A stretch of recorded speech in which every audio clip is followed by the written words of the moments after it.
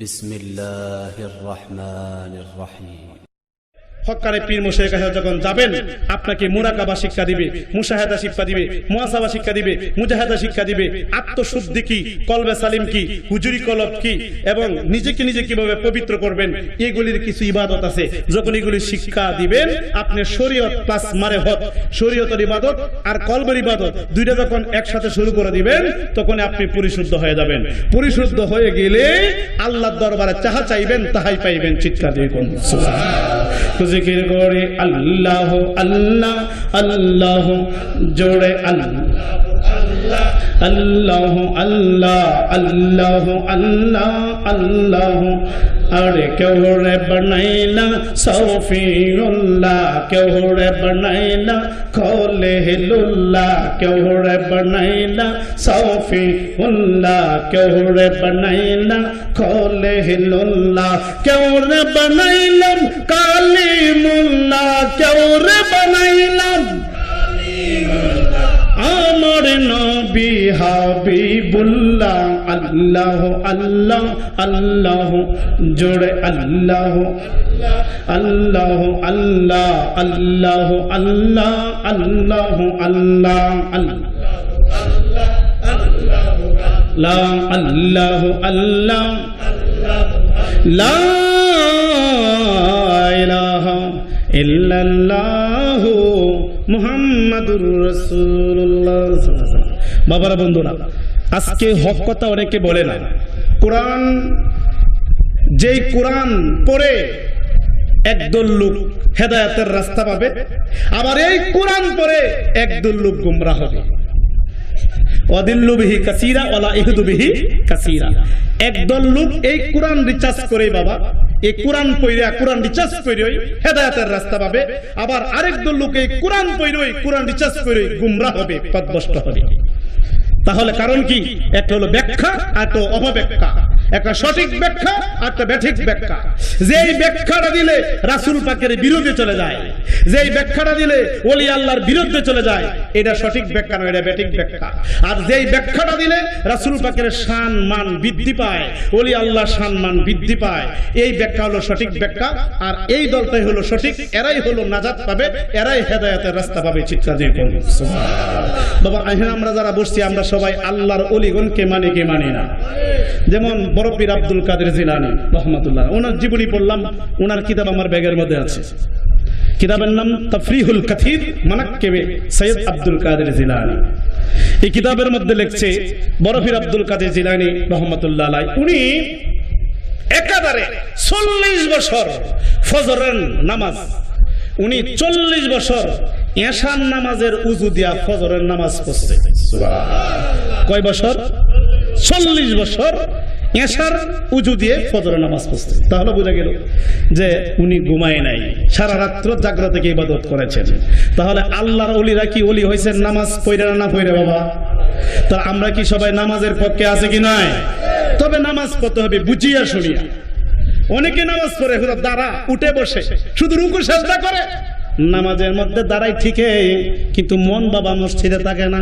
মন চলে যায় গুরুর কাছে, মন চলে যায় বন্দে, মন চলে যায় গাভীর কাছে, মন চলে যায় ব্যবসার দিকে, মন বাবা মসজিদে থাকে না, মন দৌড়াদৌড়ি করে।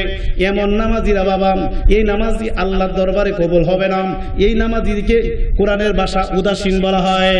এদের জন্য আল্লাহ দুজক রেডি করে রাখছে। যারা নামাজের মধ্যে উদাসীন থাকে, নামাজের মধ্যে মন ঠিক থাকে না, এদিক সেদিক চলে যায়, লোক দেখানো নামাজ পড়ে, মানুষ আমাকে নামাজি বলুক, মানুষ আমাকে রোজাদার বলুক, এই মন মানসিকতা নিয়ে যারা নামাজ পড়বে, আল্লাহ বলেন ফাওয়াইলুল লিল মুসাল্লিন আল্লাযীনা হুম আন সালাতিহিম সাহুন। একদল মুসল্লি আছে, একদল নামাজি আছে, তাদের জন্য আমি ওয়াইল নামক দুজক রেডি করে রেখেছি।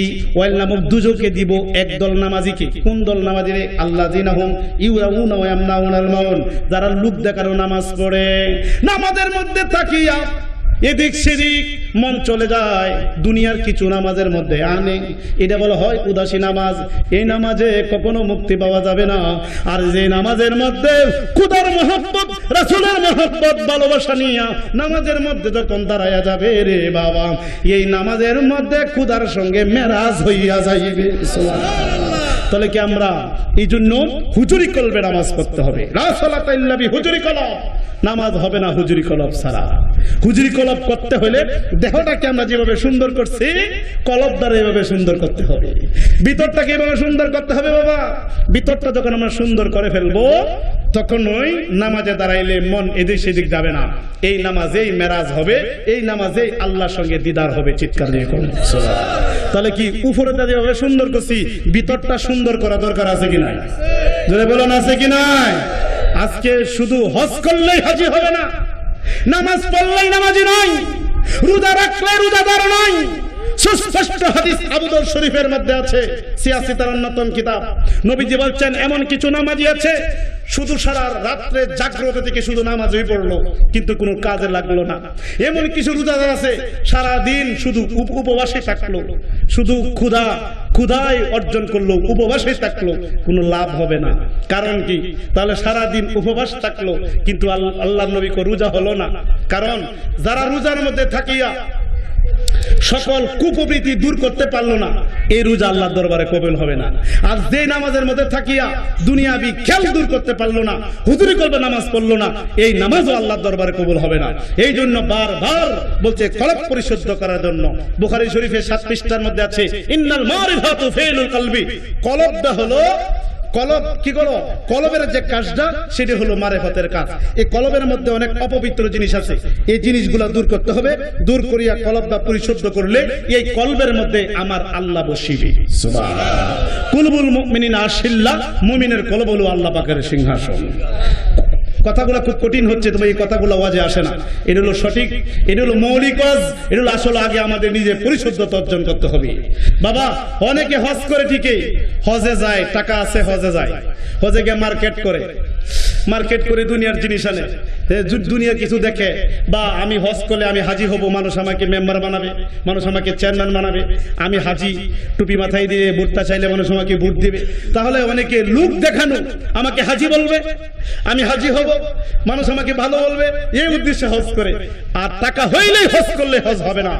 মূল লক্ষ্য আমার অন্তরটা পরিশুদ্ধ করে, আমার মনটা নরম করে মওলার দিদার পাওয়ার জন্য, মওলাকে খুশি করার জন্য যদি আমি হজে যাই, এই হজটা আল্লাহর দরবারে কবুল হবে। কি বলেন বাবা, ঠিক না বেঠে? তো বাবা খুব হুঁশিয়ার সাবধান, শুধু লোক দেখানো জিনিসটাকে বাস্তবতা দেখবেন না। চকচক করলেই শোনা হয় না, চকচক করলেই শোনা হয় না, উপরে দিয়ে চকচক করলেই শোনা হয় না, ভিতরটা দেখবেন কিছু। আমি আমাদের এলাকার মধ্যে দেখছি মাটির কিছু আম বিক্রি করে, মাটির আম দেখতে হুবহুব মাটির আমের মতোই দেখা যায়, কিন্তু উপরে দেখ খুব সুন্দর, কিন্তু ভিতরে হলো খোলা। কি বলেন, ঠিক না বেঠে? মাটির আম আমরা দেখছেন, মাটির আম দেখ কুমার রাজা বানাই, ব্যাং বানাই, ছোট ছোট বাচ্চারা। এই আমটা দেখতে হুবহুব আমের মতো, দেখতে খুবই সুন্দর, কিন্তু এটা কি খাওয়া যাবে? ভিতরে কিছু আছে। উপরটা দেখতে খুবই সুন্দর কিন্তু ভিতরে খোলা। বাবারা বন্ধুরা, উপর দিয়ে সুন্দর করলাম কিন্তু ভিতরটা সুন্দর হলো না, কাজে হলো না। এই জন্য নবীজি নিজে দেখাইয়া দিয়েছেন, বাম দুধের 2 আঙ্গুল নিচে একটা গোস্তের টুকরা আছে, এটাকে বলা হয় কলব। এই কলবটা হইল বাবা মানব দেহ রাজ্যের রাজধানী। বাংলাদেশের রাজধানী হলো ঢাকা। ঢাকা যদি অচল হইয়া যায় তাহলে সারাটা দেশ অচল হইয়া যাইবে। আপনার আমার কলবটা যদি অচল হইয়া যায় সারাটা দেহ অচল হইয়া যাইবে। শয়তান বলে আমি মানুষের কলবের মধ্যে বসিয়া মানুষকে আমি দুঃখা দেই। কাজেই এই কলব থেকে বাবা শয়তানকে দূর করতে হবে। এই কলবের মধ্যে যখন আমরা গুনাহ করি তখন কলবের মধ্যে একটা দাগ পড়ে যায়, আরেকটা গুনাহ করি আরেকটা দাগ পড়ে যায়, আরেকটা গুনাহ করি আরেকটা দাগ পড়ে যায়। এভাবে কলবের মধ্যে গুনাহ করতে করতে বাবা কলবটাকে গুনাহ ডাকিয়া ফেলে। এখন এই কলব থেকে গুনাহগুলি জড়ানোর উপায় কি? কলব থেকে গুনাহগুলি সরানোর উপায় কি? উপায় হলো বাবা কলবের ইবাদত। কলবের ইবাদতের মধ্যে হলো আল্লাহর জিকির। আল্লাহর জিকির যখন বেশি বেশি করবেন তখন কলব থেকে গুনাহগুলি ঝরে যাবে, কলবটা মদিনার আয়না হয়ে যাবে, কলবটা সাফ হয়ে যাবে, পরিষ্কার হয়ে যাবে, রাজধানী ঠিক হয়ে গেল।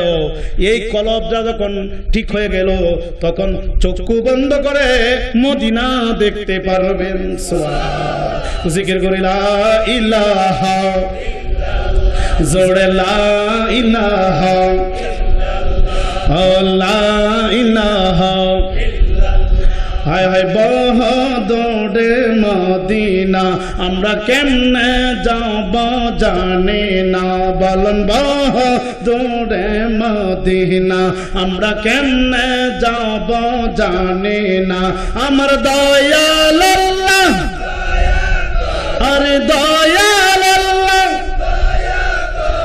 পুরো মনের বাসনা পুরলা ইলাহা আল্লাহ ইলাহা আল্লাহ ইলাহা লা ইলাহা ইল্লাল্লাহু মুহাম্মাদুর রাসূলুল্লাহ। বাবা আমরা যে নবীজির নাম নিয়ে বিদ্যঙ্গলের চুমা খাইছি, এই চুমা খাওয়ার পক্ষে আমরা সবাই আসেনি বাবা? সবাই চুমা খাইয়েন। অনেকে বলেন যে হুজুর এই চুমা খাইতে হবে, এটা তো নতুন জিনিস দেখতেছি। এই জন্য বাবা আমি কিতাব আমার সাথে রাখি, আমার গাড়িতে কিতাব থাকে। তো এই যে কিতাবটা, এই কিতাবটার নাম হলো তাফসিরে জালালাইন, যেটা কওমি মাদ্রাসায় পড়ানো হয়।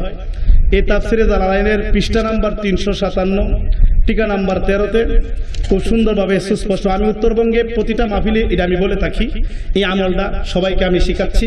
ওই যে দেখেন এই যে সবুজ কালিদা দাগ দেওয়া আছে, আপনি সবাই দেখছেন এটা জিনিসটা? এই দাগের মধ্যে কি লেখা দেখেন, তাফসিরে জালালাইন। এটা কিন্তু আরবি টরবি, এটা আবার যে কোনো মৌলবি পড়তে পারবে না, কারণ অন্তত টাইটেল ফার্স্ট লাগবে এটা পড়তে। এটা কিন্তু জেজ জবর সারা বাবা, যে জেজ জবর নাই, শুধু নকটা দেখে পড়তে হয়। সুবহানাল্লাহ কোন বাবা? আচ্ছা এখন শুনেন হাদিসটা। ওয়াকাল আলাইহিস সালাম, নবীজি বললেন মান সামিয়া ইসমি ফিল আযান ফাকাব্বালা যফরা ইবহামিহিম ওয়া মাসালা আইনাইনি লাম তুহুম আবাদান কয়দালাতুন ইলা জান্নাত। চিৎকার দিয়ে কোন সুবহানাল্লাহ। নবীজি বলছেন যে তোমরা, হাসিয়া নম্বর হলো 13, ইয়া আইয়ুহাল্লাযীনা আমানু সাল্লুর ব্যাখ্যায় পৃষ্ঠা নাম্বার 357, টিকা নাম্বার 13, ইয়া আইয়ুহাল্লাযীনা আমানু সাল্লুর ব্যাখ্যায় হাদিস কারা তুলে ধরেছেন আল্লামা জালালউদ্দিন সুয়ুতী রাহমাতুল্লাহ আলাইহি। ইনি বর্ণনা করছেন যে মান সামিয়া ইসমি ফিল আযানে ফাকাব্বালা যফরা ইবহামিহিম ওয়া মাসাহালা আইনাইনি লাম ইহুম আবাদান কয়দালাতুন ইলা জান্নাত। চিৎকার দিয়ে কোন সুবহানাল্লাহ। এই হাদিসের বাংলা অনুবাদ হচ্ছে, নবী বলতেছেন তোমরা যদি আমি নবীর নাম আজানে ইকামতে কালিমাতে শুনো, কি করবে? ফাকাব্বালা যফরা ইবহামিহিম, তখন তোমরা বিদ্যাঙ্গুলে চুমা খাবে। শুধু চুমাই খাবে না, ওয়া মাসাহালা আইনাইনি, চুমু খাবে এবং চোখে মাসাও করবে। যদি তোমরা আমি নবীর নাম নিয়ে চুমু খাওয়া চোখে মাসা করো, লাভ হবে কি? নবী বলছেন লাম তুহুম আবাদান, তাহলে তোমাদের চোখের মধ্যে কোনো বেমার হবে না। সুবহানাল্লাহ। আর হুজুরে বলতেন না সুবহানাল্লাহ?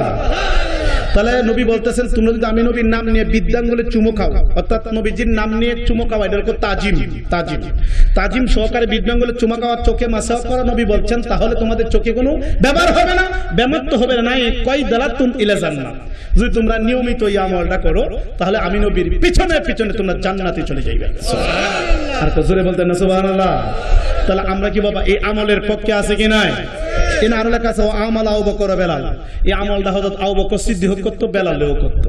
এখন এখানে একটা দোয়া শিক্ষা দেওয়া আছে। দোয়াটা কি? যখন তোমরা এভাবে চুম্বন দিবে বলবে আইয়াশাদাতু সাল্লাল্লাহু আলাইকা ইয়া রাসূলুল্লাহ কুররাতু আইনি বিকা ইয়া রাসূলুল্লাহ।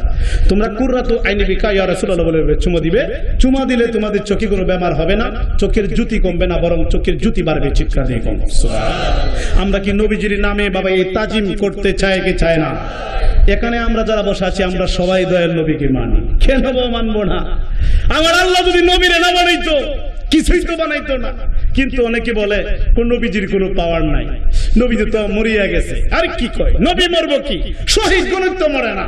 আল্লাহ বলেন বাল্লাহিয়া, যারা আমি আল্লাহর রাস্তায় শহীদ হইছে তাদেরকে তোমরা মৃত বলিও না। ওয়ালা তাকুলু লিমান ইয়াকতালু ফিস সাবিলিল্লাহি আমওয়াত, যারা আমি আল্লাহর রাস্তায় শহীদ হইছে এই শহীদগণকে তোমরা মৃত বলিও না, বাল আহিয়া, তারা জিন্দা। চিৎকার দিয়ে কোন সুবহানাল্লাহ। তো শহীদগণে মরে না, আর আমার নবী তো মরার প্রশ্নই ওঠে না। আমার আপনার নবী যদিও জাহিরি ভাবে ইন্তিকাল করছে, কিন্তু নবীজির ইন্তিকালটা দুনিয়া থাকা যেমন ইন্তিকাল করাটা এমন নয়। কেননা মেরকাতের মধ্যে দ্বিতীয় খণ্ডের 212 পৃষ্ঠার মধ্যে মোল্লা আল কারি লেখেন আল আউলিয়া লা ইয়ামুতু, ওলিগণ মরে নাই, ইন্তাকিলুনা মিনাদ দার ইলাদ দার। ওলিগণের ইন্তিকাল হলো, নবীগণের ইন্তিকাল হলো এক গর্তে আরেক ঘরে যাওয়ার মতো। জোরে কন্যা সুবহানাল্লাহ। মানে পর্দার অগোচরে যাওয়া, কিন্তু নবীগণ ইন্তিকাল করে না। নবীগণ জাহিরভাবে ইন্তিকাল করছে, কিন্তু নবীজির মরণ নাই, তারা রওজা পাকে জিন্দা। এখনো যদি যারা রওজা পাকে আপনারা যান, সালাম দেন, নবীজি আপনার সালামের জবাব নিজ মুখ মুবারক দিয়ে চিৎকার দিয়ে করুন সুবহানাল্লাহ। এখন আপনাদের বিশ্বাস কি আমার নবী রওজা শরীফে কি নবী মারা গেছে না জিন্দা? যদি বলেন আমার নবী মারা না জিন্দা, কে কে জিন্দা একটা হাত তুলে দেখা যাবে বলে কি নবী জিন্দার পক্ষে? আমার নবী দেহ কে নবী জিন্দার পক্ষে? নারে তাকবীর, নারে রিসালাত। জিন্দা নবী জাগানে আমরা আছি সেখানে, সবাই বলি মারহাবা। এই যে নবী যে বাবা জিন্দা, ওই যে বাবা কিতাবটা দেখছেন, এটা মেশকাত শরীফ বাবা। এই কিতাবটা বাবা কমি মাদ্রাসায় পড়ানো হয়, আলিয়া মাদ্রাসায় পড়ানো হয়। এই কিতাবটা না পড়লে কেউ মৌলবি হতে পারে না। এই কিতাবের বাবা 121 পৃষ্ঠার মধ্যে হাদিস কানা আছে। কি হাদিসটা হলো, ইন্নাল্লাহ হারামা আলাল আরদা আন তাকুলাম আসাদাদাল আম্বিয়া ফান্নাবিউল হাইয়্যু ইরজিকুন। 121 পৃষ্ঠা এই মেশকাত শরীফ 121 পৃষ্ঠার মধ্যে, এটা আমি দাগায় রাখছি। এই হাদিসটা হলো ইন্নাল্লাহ হারামা আলাল আরদা আন তাকুলা আসাদাদাল আম্বিয়া ফান্নাবিউল হাইয়্যু ইরজিকুন, রাওয়াহুল ইবনে মাজাহ। চিৎকার দিয়ে করুন সুবহানাল্লাহ। হাদিসের বাংলা অনুবাদ হচ্ছে, নবীজি বলতেছেন নিশ্চয়ই নবীগণের দেহকে মাটির জন্য খাওয়া হারাম করে দিয়েছেন। নবীজির দেহ, নবীগণের দেহ মাটিয়া খাইতে পারবে না। কেন? ফান্নাবিউল হাইয়্যু, নবীগণ জিন্দা, শুধু জিন্দাই না, ইনদা রাব্বিহিম ইরজিকুন, এমনকি আল্লাহর পক্ষ থেকে তারা রিজিক পায়, আল্লাহ নিজে খাওয়ায়। তাহলে বোঝা গেল নবীর সাথে কোনো তুলনা। কি বলেন বাবা, ঠিক না বেঠে? এখন গভীর খেয়াল করে শুনবেন, আমার দয়াল নবীর কত বড় শান, দয়াল নবীর কত বড় শান, গভীর খেয়াল। গত মাহফিলে একটা কথা রেখে গিয়েছিলাম, এই কথাটার আজকে আসার আগে বলে হুজুর কথাটা একটু ভেঙে দিবেন। যে কোনটা? যে একদিন রাবিয়া বসরি কাবাকে জিজ্ঞেস করলো, কাবারে জি তোমার শরীরে কালো কাপড় কেন? সুবহানাল্লাহ কন্যা বাবা। আচ্ছা, এই জিনিসটা আমরা জানার দরকার আছে কি নাই? হে কাবা, তুমি কালো কাপড় নিয়ে কতদিন দাঁড়িয়ে থাকবে? কাবা শরীফ জবাব দেয়, হে রাবিয়া, কিয়ামত রাত পর্যন্ত আমি কালো কাপড় নিয়ে দাঁড়িয়ে থাকবো। এই মুহূর্তে রাবিয়া বসে বলে, হে কাবা, তুমি কালো কাপড় নিয়ে দাঁড়িয়ে থাকলে কেন? আল্লাহর কাছে তো অনেক রঙের বেরঙের কাপড় ছিল, সাদা কাপড় ছিল, হলুদ কাপড় ছিল, খয়েরি কাপড় ছিল, বিভিন্ন কাপড় ছিল, কিন্তু তুমি কালো কাপড় নিয়ে দাঁড়িয়ে থাকলে কেন? এই মুহূর্তে কাবার জবান খুলে যায়, আল্লাহর ওলিদের সাথে কাশফের মাধ্যমে কথা হয়। আল্লাহর ওলি রাবিয়া কি বুঝাচ্ছেন কাবা শরীফ, হে রাবিয়া তুমি জেনে নাও কেন আমি কাবা শরীফ কালো কাপড় নিয়ে দাঁড়িয়ে রয়েছি। আমার ওয়াজের মধ্যে যতক্ষণ বসা থাকবেন নতুন নতুন কিছু তথ্য জানবেন, গভীর খেয়াল করে শুনতে হবে বাবা। ও বাবারা, বন্ধুরা, রাবিয়া বসরি কাবাকে বলল, কাবারে তোমার গায়ে কালো কাপড় কেন?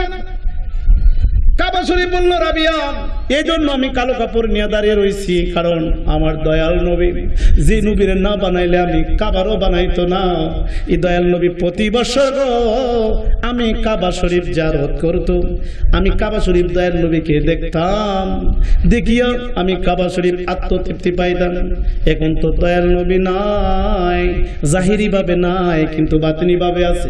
আমি তো জাহিরি ভাবে দেখতে পাই না, এই জন্য আমি কাবা শরীফ কালো কাপড় নিয়ে দাঁড়ায় রয়েছি, কারণ কালো কাপড় হলো সুগের কাপড়।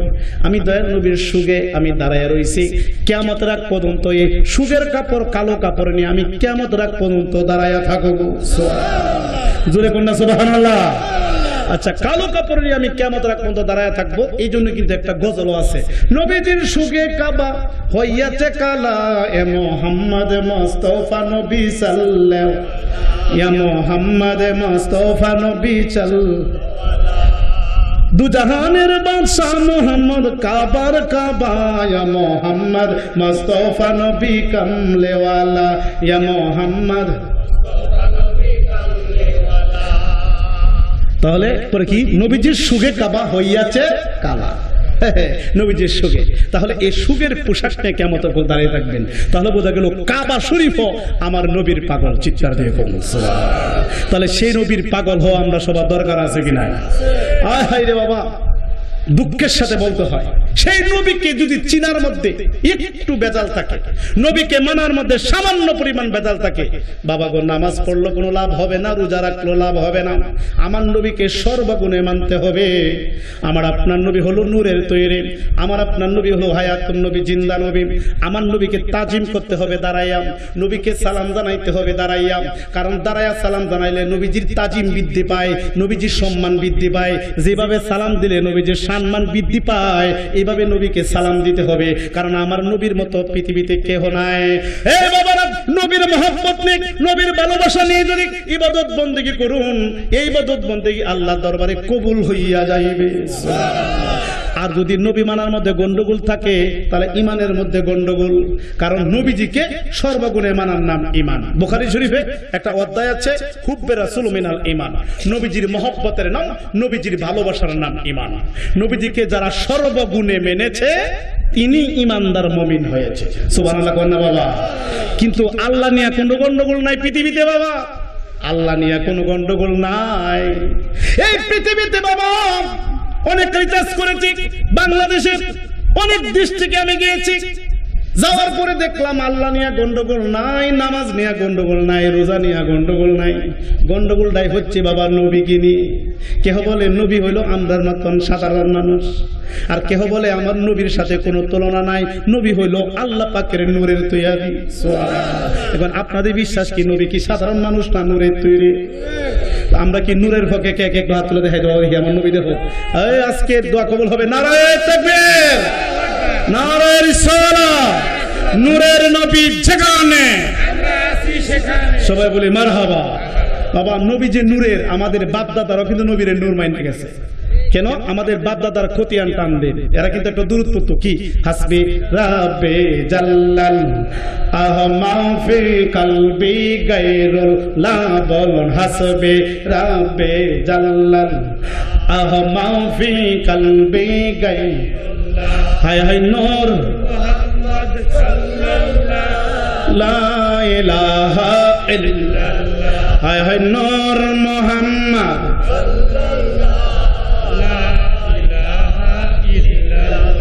কি মোহাম্মদ সাল্লাল্লাহ, জোরে বলেন কি মোহাম্মদ? তাহলে আমাদের বাপ দাদারা বলে গেছে নূর মোহাম্মদ, মোহাম্মদ সাল্লাল্লাহু আলাইহি ওয়াসাল্লাম হলো নূর। সুবহানাল্লাহ কোন না? শুধু তা নয়, এটা কবি নজরুল, উনি কত বড় জ্ঞানী ছিলেন। উনি উনার গজলের মধ্যে বলছেন, নবী মোর পরশমণি, নবী মোর সোনার কণি, নবী নাম জপে যে জন সেই তো দুজাহানের ধনী, নবী মোর পরশমণি। এরপরে সন্ধে বলেন, নবী মোর নূরে খোদা তার তরে সকল পয়দা, নবী মোর নূরে খোদা তার তরে সকল পয়দা, আদমের কলবেতে নবীর নূরের রোশনী, নবী মোর পরশমণি। সুবহানাল্লাহ। এই যে নবী যে নূরের তৈরি, ওই যে বাবা এই দেখি তাফসীরে জালালাইন, এটা কমি মাদ্রাসায় পড়ানো হয়, একটা ক্লাসের নামে জালালাইন। কাদ জাআকুম মিনাল্লাহি নূর ওয়া কিতাবুম মুবিন, কোরআনের আয়াত, সূরা মাইদার 15 নম্বর আয়াত। এর অর্থ কি? আল্লাহ বলেন এইমাত্র তোমাদের নিকটে এসেছে নূর এবং একটি কিতাব এসেছে। এই যে এখানে নূর বলা হয়েছে, নূরের ব্যাখ্যা 97 পৃষ্ঠায় বাবা লিখছে। এই নূরটা হলো হুয়ান নবী সাল্লাল্লাহু আলাইহি সাল্লাম, এই নূরটা হলো নবীজি, আর কিতাব হলো ফুরকানুল মুবিন, কিতাব হলো কোরআন মজিদ। তাহলে বোঝা গেল শুধু এই কোরআনের এই তাফসীর নয়, তাই 98টি তাফসীরের মধ্যে আছে নবীজিকে আমার আল্লাহ, আল্লাহ পাকের নূর দিয়া বানাইছে। তো নবীজি কি মাটি না নূর? নবীকে নূরের নবী জানিয়া কেউ যদি নামাজ পড়ে 5 ওয়াক্ত, লেখা হবে 50 ওয়াক্তের সওয়াব। আর যদি নবীর আমরা মতন সাধারণ মাটির মানুষ ভাবিয়া নবীরে ছোট করিয়া যদি নামাজ পড়তে পড়তে কপালে দাগ ফেলুন, এরপরে কোনো উপকারে আসবে না, কারণ আমার নবী হইল বেজার। নবী বেজার, আল্লাহ বেজার। কি বলেন ঠিক না বেঠে? তো সহজ দাম, আগে নবীকে খুশি করুন, তাহলে আমার আল্লাহ খুশি হবে। আমি বুঝাইয়া দেই, উদাহরণ দিয়ে, আমি প্রতিটা ওয়াজে এই উদাহরণটা দিয়ে থাকি। মনে করেন একজন হিন্দু লোক আসছে মুসলমান হতে, তার যদি বলি ভাই আপনি মুসলমান হন, উনি যদি পড়ে লা ইলাহা 1 কোটি বার পড়লো, মুসলমান হইছিনি বাবা। যদি বলি আপনি এক কাজ করেন, আল্লাহু আল্লাহ 2 কোটি বার পরে মুসলমান হবে। লা ইলাহা ইল্লাল্লাহ কিয়ামত রাত পর্যন্ত এই হিন্দু লোকটা পড়লো, মুসলমান হওয়া যাবে না। আর মাত্র একবার পড়লো মুহাম্মাদুর, সাথে সাথে গো হিন্দু লোকটা মুসলমান হইয়া গেল। তাহলে বোঝা গেল যতক্ষণ পর্যন্ত আমার নবীর নাম না নিবে ততক্ষণ পর্যন্ত মুমিন হওয়া যাবে না, মুসলমান হওয়া যাবে না। আগে বাবা নবীর সাথে প্রেম করুন, তাহলে আমার আল্লাহ বলেন যারা আমার নবীর সাথে প্রেম করে আমি আল্লাহ তার সঙ্গে প্রেম করে তাদের গুনাহগুলি মাফ করে দিব। এটা কোন জায়গায় আছে? এটা কোরআনে আছে। সূরা ইমরানের 31 নম্বর আয়াতে আল্লাহ বলেন কুল ইন কুনতুম তুহিব্বুনাল্লাহ ফাত্তাবিউনি ইউহিব্বুকুমুল্লাহ। আল্লাহ বলেন ও দোস্ত আপনি বলে দিন ইন কুনতুম তুহিব্বুনাল্লাহ, ইন মানে হরফে শর্ত। আল্লাহ বলেন হে দোস্ত আপনি আপনার উম্মতদিগকে জানাইয়া দিন যদি আমি আল্লাহর সাথে প্রেম করে প্রেমিক হতে চাই তাহলে যেন গো নবী আপনার সাথে প্রেম করে প্রেমিক হয়ে যায়। আল্লাহ বলেন যদি আমি আল্লাহর সাথে প্রেমিক হতে চাই, আমি আল্লাহর প্রেমিক যদি হতে চাই তাহলে যেন আপনি নবীর প্রেমিক হয়ে যায়। আপনি নবীর প্রেমিক যদি হয়ে যায় তাহলে আমি আল্লাহ 2টা পুরস্কার দিব। জোরে কোন কয়টা? আল্লাহকে যারা আপনি নবীর সাথে প্রেম করবে, আপনি নবীকে ভালোবাসবে, আনুগত্য করবে, আমি তাদেরকে 2টা পুরস্কার দিব। একটা পুরস্কার হলো বাবা কি ইউহিব্বুকুমুল্লাহ, আল্লাহকে আমি তাদেরকে বন্ধু বানাবো, মানে ভালোবাসবো, মানে বন্ধু বানাবো। শুধু বন্ধু বানাবো না, ওয়াগফিরলাকুম যুনুবাকুম। 2য় নম্বর পুরস্কার হলো তাদের আগের পিছের সমস্ত গুনাহ মাফ করে দিব। তাহলে বোঝা গেল আল্লাহ ছাড়া মাবুদ নাই, নবী ছাড়া উপায় কি? বলেন বাবা ঠিক না বেঠে? সেই নবীর পক্ষে আমরা সবাই থাকতে চাই কি চায় না? তাই বাবা নবীকে আগে 100% ভালোবাসুন। সাহাবায়ে কেরাম দেখায় দিছে কি প্রেম বাবা। কে? হযরত আবু বকর সিদ্দিক রাদিয়াল্লাহু তাআলাকে ডাক দিলেন নবীজি, আবু বকর এদিকে আসো। জি আবু বকর রে আমার মনে চাচ্ছে একটা আংটি ব্যবহার করব। সুবহানাল্লাহ। কি ব্যবহার করবে? আংটি, একটা রূপার আংটি তুমি বানায় নিয়ে আসো। ঠিক আছে। আবু বকর সিদ্দিক রাদিয়াল্লাহু তাআলা দৌড় দিলেন, যাবেন স্বর্ণকারের বাড়িতে। পিছন দিক দিয়ে আমার দয়াল নবী ডাক মারলেন, এই আবু বকর এদিকে আসো। হযরত আবু বকর সিদ্দিক রাদিয়াল্লাহু তাআলা বাবা পিছন দিকে আবার ফিরে আসলেন, ডেক দিয়ে আসলেন, ইয়া রাসূলুল্লাহ নবী গো আপনি তো বললেন আমি আংটি বানিয়ে নিয়ে আসার জন্য, আবার পিছন দিক দিয়ে ডাক দিলেন কেন গো ইয়া রাসূলুল্লাহ? আমার আপনার নবী কয় হে আবু বকর জি তুমি যে আংটি নিয়ে যাবে আমার কথা শুনে যাও। কি কই আংটির মধ্যে স্বর্ণকারকে বলবে আমি আমার আল্লাহরে খুব ভালোবাসি। আমার নবী বলেন আমি আমার আল্লাহরে খুব ভালোবাসি, তুমি বলবা এই আংটির মধ্যে আমি আল্লাহর নামটা লিখে দেওয়ার জন্য। সুবহানাল্লাহ। আর হুজুর বলতেন না সুবহানাল্লাহ। আচ্ছা তখন আবু বকর সিদ্দিক দৌড় দিল। আবু বকর সিদ্দিক দৌড় দিল এই আংটি নিয়ে। যাওয়ার পরে স্বর্ণকারে বলেন হে স্বর্ণকারের দল তোদের নসিব ভালো, আজকে তোদের ভাগ্য ভালো, এমন একটা অর্ডার নিয়ে আসছি, তোরা যদি এই জিনিসটা বানিয়ে দিতে পারিস হাসরের ময়দানে তোদের মুক্তির উসিলা হয়ে যাবে। আচ্ছা বাবা অর্ডারটা কি খারাপ না ভালো? হ্যাঁ বলছে কথা আমার কি অর্ডার নিয়ে আসছো? অর্ডারটা হলো দয়াল নবীর মনে চাচ্ছে একটা আংটি ব্যবহার করবে। এখন তুমি এই আংটির মধ্যে আংটিটা বানাও। সবাই প্রতিযোগিতা সৃষ্টি হয়েছে কে আংটি বানাবে।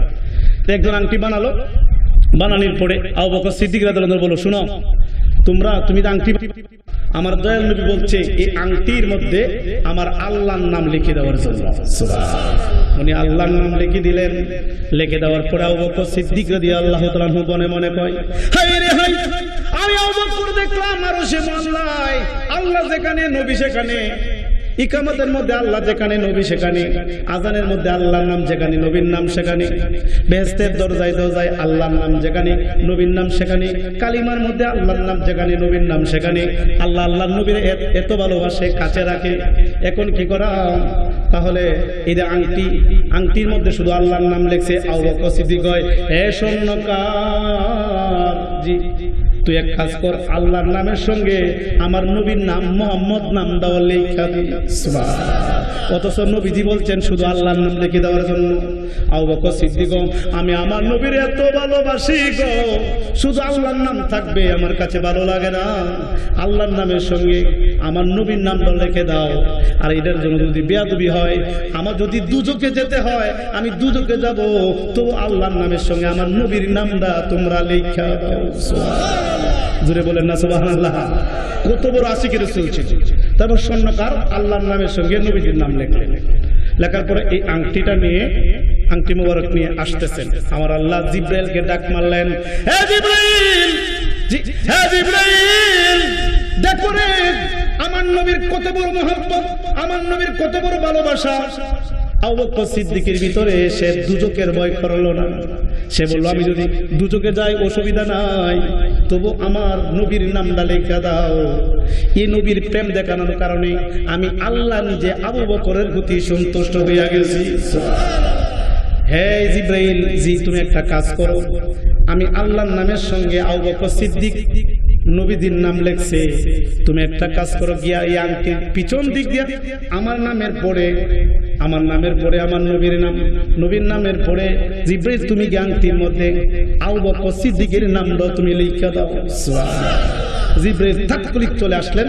চলে এসে এই আংটি মোবারকের মধ্যে আল্লাহর নাম প্রথম, পরে নবীজির নাম, এরপর আবু বকর সিদ্দিকের নাম কুদ্দুসি ভাবে লিখে দিলেন।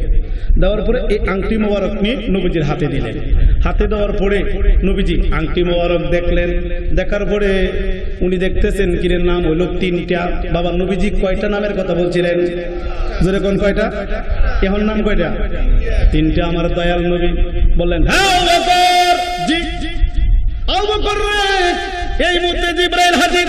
সুবহানাল্লাহ। জিব্রাইল হাজির বললেন, ইয়া রাসূলুল্লাহ, নবী গো, আবু বকর সিদ্দিককে কিছু বলবেন না। নবী গো, আপনি বলছেন আল্লাহর নাম আংটির মধ্যে লেখে আনার জন্য, কিন্তু আবু বকর সিদ্দিক আপনি নবীর এত ভালোবাসে, বললো আমি দুজকে গেলে দুজকে চলে যাব, তবু তোমরা আমার নবী বলে নাই নবীর নাম দেওয়ার জন্য, কিন্তু আমি আবু বকর সিদ্দিক বললাম নবীর নাম লেখো, আর এটার জন্য আমার দুজকে যেতে হয়, আমি দুজকে যাব। এই প্রেম দেখাইছে, আমার আল্লাহ খুশি হইয়া গেছে। এখন আল্লাহর নামের সঙ্গে আপনার নবীর নাম আবু বকর সিদ্দিক লেখাইছে, আমার আল্লাহ আবু বকর সিদ্দিকের প্রতি খুশি হইয়া আমি জিব্রাইলের হাতে আবু বকর সিদ্দিকের নামটাও লেখাইছে। তাহলে এটা হলো প্রেম। সাহাবায়ে কেরাম নবীকে কেমন ভালোবাসতেন, জীবনের চেয়ে বেশি হাসতে হাসতে জীবনটা দিয়ে দিয়েছেন, নবীকে বাঁচিয়ে রাখছেন, প্রমাণ করে দিয়েছেন, ইয়া রাসূলুল্লাহ আপনি নবীকে এত ভালোবাসি আমার জীবনের চেয়ে বেশি। এই নবীকে জীবনের চেয়ে ভালোবাসার নাম হইল ঈমান। কি বলেন বাবা, ঠিক না বেঠে? তাই বাবা এই দয়াল নবীকে জীবনের চেয়ে ভালোবেসে যদি ইবাদত বন্দেগী করুন, এই ইবাদত বন্দেগী আল্লাহর দরবারে কবুল হবে। চিৎকার দিয়ে বলুন সুবহানাল্লাহ। বড় পীর আব্দুল কাদের জিলানী রহমাতুল্লাহ আলাইহি, উনি কত বড় আশিকের রাসূল ছিলেন, উনি এত বড় আল্লাহর ওলি ছিলেন যে বড় পীর আব্দুল কাদের জিলানী মায়ের পেটের ভিতর থেকে ওলি হয়ে দুনিয়াতে আসছেন। বড় পীর আব্দুল কাদের জিলানীর জীবনীতে পাইলাম, উনি যখন মায়ের পেটে ছিলেন তখন 1100 শিশু, এই বাগদাদ শহরের মধ্যে 11 জন শিশু গর্ভের মধ্যে ঢুকছিল, 11 জন ছেলে ঢুকছিল। এই গাউস পাক বড় পীর আব্দুল কাদের জিলানী যেদিন পেটে গেলেন, 1100 ছেলেও 1100 মায়ের পেটে গেলেন। যাওয়ার পরে যেদিন বড় পীর আব্দুল কাদের জিলানী আগমন করলো, এদিন 1100 ছেলেও দুনিয়াতে আগমন করলো। বড় পীর আব্দুল কাদের জিলানী ওলি হয়ে আসলো। বড় পীরের খাতিরে এই 1100 ছেলেরও আল্লাহ ওলি বানায়া দিলেন। জোরে বলেন না সুবহানাল্লাহ। এই বড় পীর আব্দুল কাদের জিলানী দুনিয়াতে আসার সময় আসছেন, কিন্তু সারাদিন স্তন খায় না, মার দুধ খায় না। মা তো চিন্তিত হয়ে গেলেন বিষয়টা, ছোট বাচ্চা কিন্তু আমার স্তন খায় না। যখন বাবা সন্ধ্যায় হয়, যখন মাগরিবের আজান দেয়, তখন বাবা স্তন খাইতে থাকে, মার দুধ খাইতে থাকে। তখন মা বলল বিষয়টা কি, সারাদিন দুধ খায় না কিন্তু সন্ধ্যার সময় দুধ খায়, এটার কারণ কি? তখন উনি হঠাৎ করে ব্রেনের মধ্যে আসলেন, হায় রে হায়, এখন তো রমজান মাস, পহেলা রমজানের দিন হইল বড় পীর আব্দুল কাদের জিলানী রহমতুল্লাহ আলাইহির জন্ম, প্রথম রমজানের দিন। তখন উনি সারাদিন বাবা মার দুধ খায় না। যখন মাগরিবের নামাজের আজান হয়, আজানের পরে মার দুধ খাইতে থাকে, তাহলে বোঝা গেল উনি শিশু অবস্থায় বাবা রোজা রেখেছে। আর হুজুরে বলেন না সুবহানাল্লাহ। উনার কত বড় দাম ছিলেন। উনি যখন মক্তবে গেলেন, উনি গেলেন মক্তবে পড়ার জন্য, উনার বাবা নিলেন মক্তবে পড়তে। তো উস্তাদ বলল, হে আব্দুল কাদের জি তোমার বয়স কত? 7 বছর। তুমি কি জীবনে মক্তবে আসছো? জি না, আমার জীবনের প্রতবাসী মক্তবে। তাহলে তুমি পড়ো। কি হুজুর করতে পড়তাম? তুমি আলিফ বা তা সা। বরফে আব্দুল কাদের জিলানী কো জিম হা খা দাল জাল। সুবহানাল্লাহ বাবা। এই মুহূর্তে উস্তাদ বললেন, হে আব্দুল কাদের জি এ কি তুমি দেখাইলা?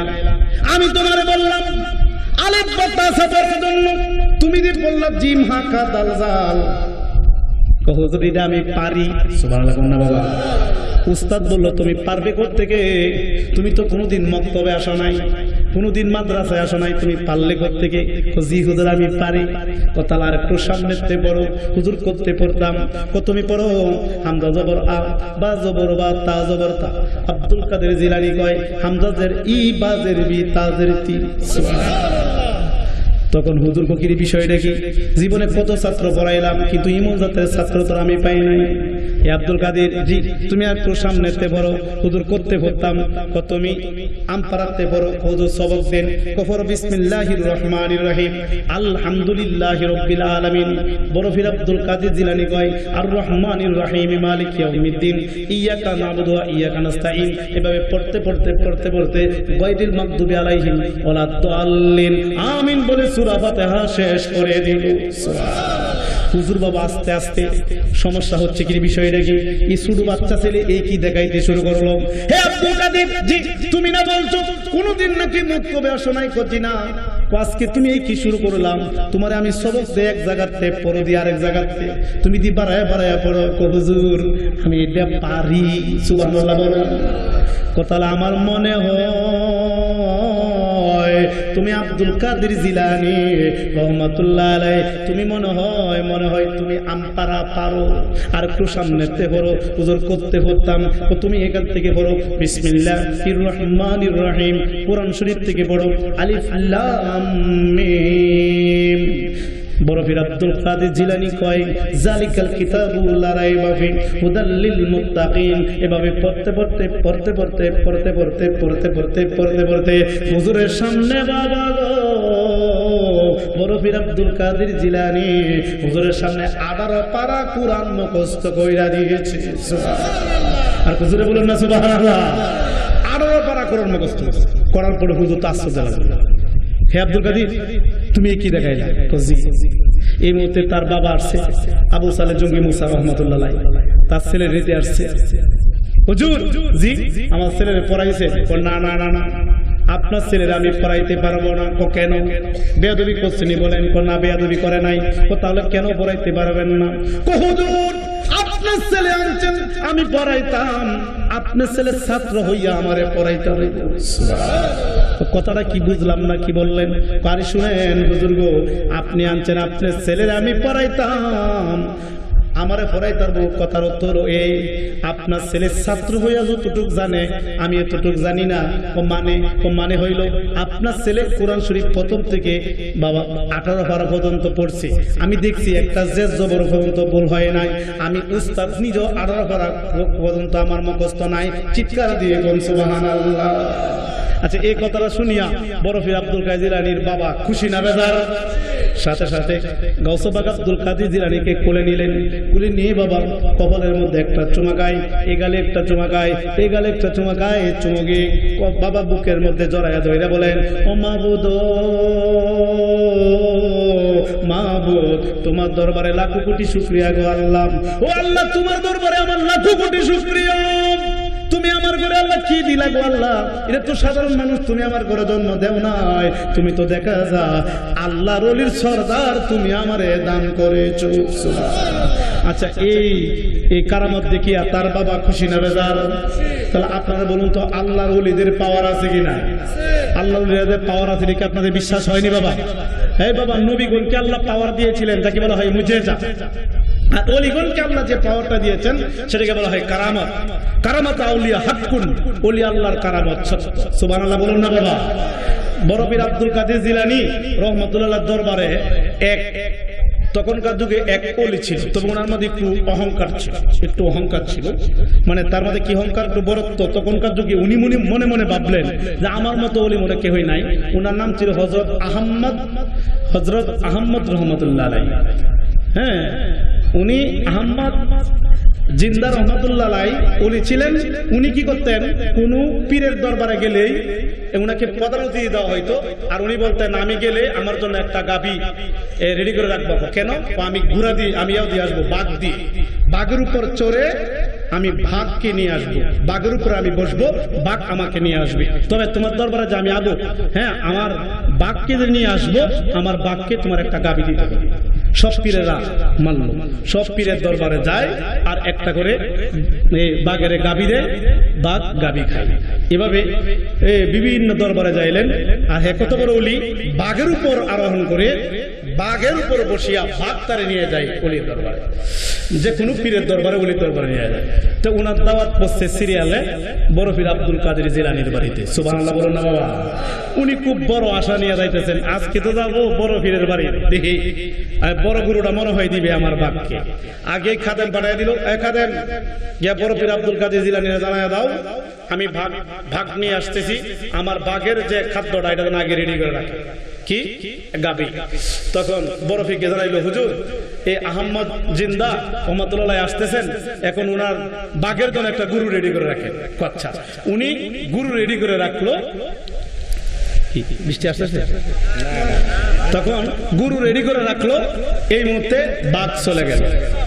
বাঘ নিয়ে যখন বড় পীরের বাড়িতে চলে গেলেন, বড় পীর রহমতুল্লাহ বললেন, ঠিক আছে, আমার যে গুরুগুলা যেখানে রাখছি এই গুরুগুলা থেকে একটা গুরু এই তারে দিয়ে দাও। তখন একটা গাবি নিয়ে গেলেন বাঘের সামনে। এই মুহূর্তে গাউসবাগের একটা কুকুর ছিল, বড় পীরের একটা কুকুর ছিল। এই কুকুরটা পিছে পিছে আসতেছে। আসার পরে যখন গাবিটা দিল বাঘকে, বাঘ থাবা দিয়ে গুরুটাকে ধরবেন, গাবিটাকে ধরবেন। এই মুহূর্তে বড় পীর আব্দুল কাদের জিলানীর যে কুকুরটা ছিল, কুকুরটা লাফ মেরে বাগদারে ধরে ছিঁড়ে মেরে ছিন্ন ভিন্ন করে দিলেন, অর্থাৎ বাগদারে কুকুরে মেরে ফেললেন চিৎকার দিয়ে। সাথে সাথে আল্লাহর ওলি উনি গাউসে পাক আব্দুল কাদের জিলানীর কদমের মধ্যে পড়া যায়। পড়ে গিয়ে বললেন, হায় রে হায় হুজুর, আপনার কত বড় ক্ষমতা, আমার দেখে সবাই ভয় পায়, আগে গাবি দিয়ে দেয়, কারণ আমি বাঘের উপর চড়ে এই দিক থেকে ওই দিকে যাই। আজকে আপনার দরবারে একটা কুকুর পর্যন্ত আমার বাঘের খেয়ে ফেলছে। আপনার দরবারে কুকুরের কত বড় পাওয়ার, তাহলে আপনার পাওয়ার না জানি কত বড়। আর আপনার পদ এত বড় হয়, আপনার নবীর পাওয়ার না জানি কত বড়। আর নবীর পাওয়ার যদি হয় তা আল্লাহর পাওয়ার না জানি কত বড়। আমার মধ্যে অহংকার ছিল, হুজুর গো, আমি আপনি আমারে মুরিদ করাইয়া দেন, আমার আবার তওবা করান, কলমা পড়ান। সাথে সাথে ওনার কলমা পড়াইল, লা ইলাহা জোরে লা ইলাহা আল্লাহ ইলাহা আল্লাহ ইলাহা লা ইলাহা ইল্লাল্লাহু মুহাম্মাদুর রাসূলুল্লাহ সাল্লাল্লাহু আলাইহি ওয়াসাল্লাম। তাহলে দেখেন গাউসে পাক আব্দুল কাদের জিলানী দরবারে সবাই আসিয়া ফেল হল। উনি ছিলেন এত বড় একজন আল্লাহর ওলি যে গাউসে পাক আব্দুল কাদের জিলানী সকল ওলি কুলের সরদার ছিলেন। চিৎকার দিয়ে সুবহানাল্লাহ। তাই বাবা, আমরা সেই কাদরিয়া তরিকার কাজ করি। আমি কাদরিয়া তরিকা হলো বড় পীর আব্দুল কাদের জিলানীর যে তরিকা, সেটা হলো কাদরিয়া। আর খাজা মাইনুদ্দিন চিশতি রহমাতুল্লাহ যে তরিকা, এটা বলা হয় চিশতিয়া তরিকা। হযরত বাহাউদ্দিন নকশবন্দি রহমাতুল্লাহ যে তরিকা, এটা নকশবন্দি তরিকা। আর মুজাদ্দিদ আল-ফেসানি রহমাতুল্লাহ যে তরিকা, এটা হলো মুজাদ্দিদিয়া তরিকা। চারটা তরিকা সঠিক। এই তরিকা আপনাদের নিতে হবে, যে কোনো একটা তরিকা। কারণ একটা পুকুরের চারটা পার থাকে, যে কোনো পারে দিয়ে গোসল করা যায়। যে কোনো তরিকা নিলে আপনি ক্ষুধা পর্যন্ত পৌঁছতে পারবেন। চিৎকার দিয়ে সুবহানাল্লাহ। আমরা কি তরিকা বিশ্বাস করি কি করি না? এই তরিকার পক্ষে কে হাত তুলে দেখাতে বাবা? আমরা তরিকার নারে তাকবীর, নারে রিসালাত, পীর মাশায়েখ যেখানে সেখানে তরিকার কথা কিন্তু কোরআন ও হাদিসে আছে। সুবহানাল্লাহ কোন না বাবা? হাত নামান, হাত নামান। আসলে বাবা আপনারা আশিকে রাসূল, আমি এখানে এই আলোচনা করছি, অনেকে পীর মাশায়েখ মানে না, পীর মাশায়েখ মানতে হবে, গুরু দত্ত হবে। চলুন আমার দয়াল নবীকে দাঁড়ায়া নবীর একটু সালাম জানাই।